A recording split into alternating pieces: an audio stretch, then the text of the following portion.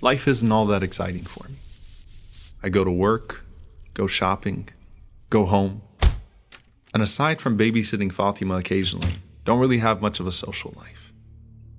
Kareem from the masjid always asks me to come volunteer for stuff, and I usually back out. But this time I decided I'd spend the weekend with him and the rest of the guys on a camping trip. Or at least that's what I thought I'd be doing.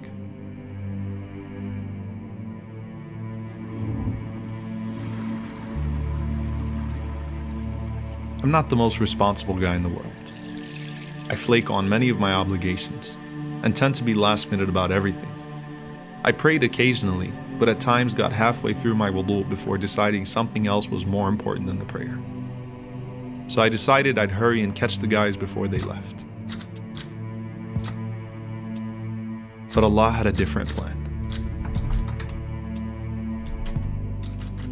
And that plan included me being unable to open a door I'd opened a million times before.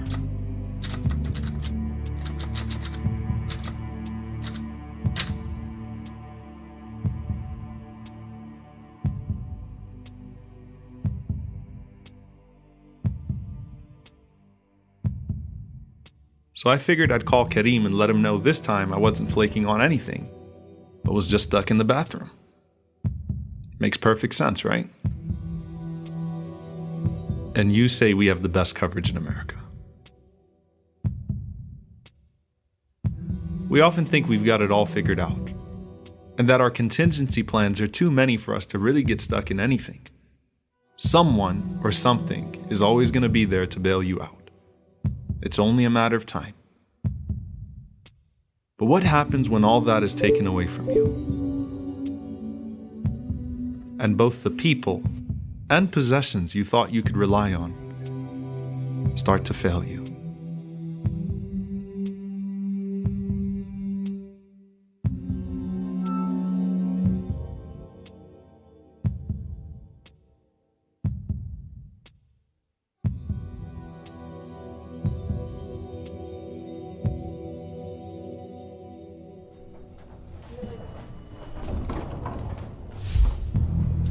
At some point, you just want anybody to hear you. And the movements in the hallway create this sense of hope that someone's gonna come get you. You can hear them, and you know they can hear you. But then the sounds of the footsteps fade away, and you're left dejected, wondering if another person might pass by and hear your cries.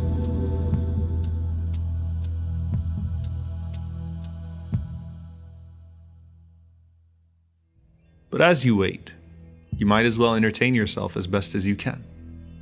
It's pretty pathetic, I know, but sometimes imaginary friends are easier to deal with and can actually really keep you company.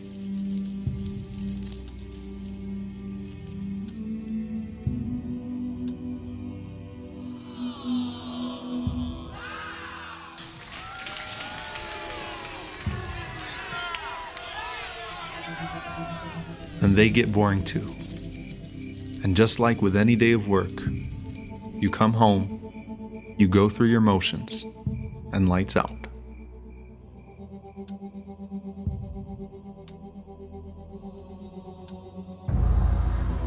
That wasn't exactly what I had in mind. And before I knew it, my bathroom started to seem more like a grave.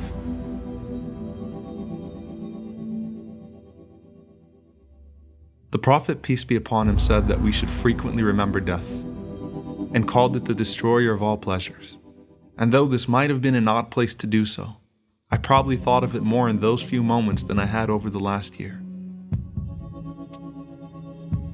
It's amazing that it took getting stuck in a bathroom to start thinking about what it would be like to be alone in the grave. But I guess that's the point. Expect the unpredictable at any time. And death is the ultimate unpredictable.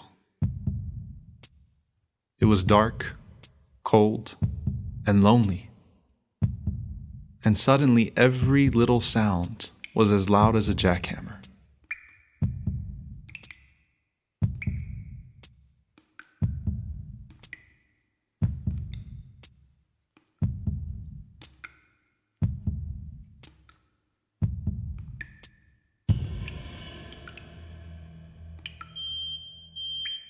But then I woke up to a nightmare that the fire that followed the grave was now to consume me, and that I could only hold off my inevitable fate for so long, because no one was going to hear or see me suffocate or burn.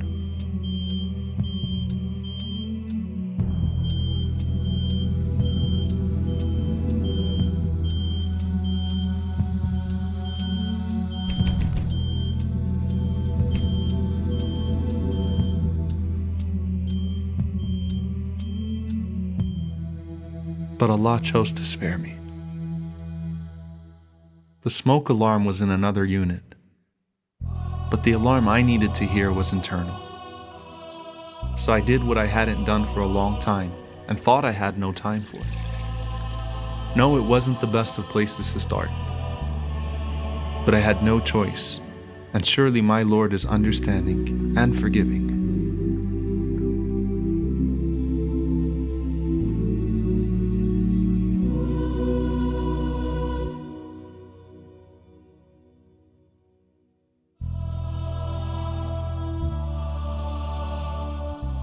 Alhamdulillah. Suddenly there was clarity and an overwhelming sense that everything was going to be okay. Not because any person would hear me, but the only one who needed to hear me just did.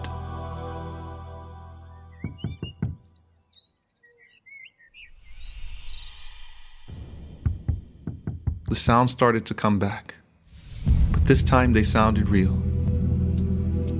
And ironically, it turned out to be the one guy I'd actually done something nice for this year.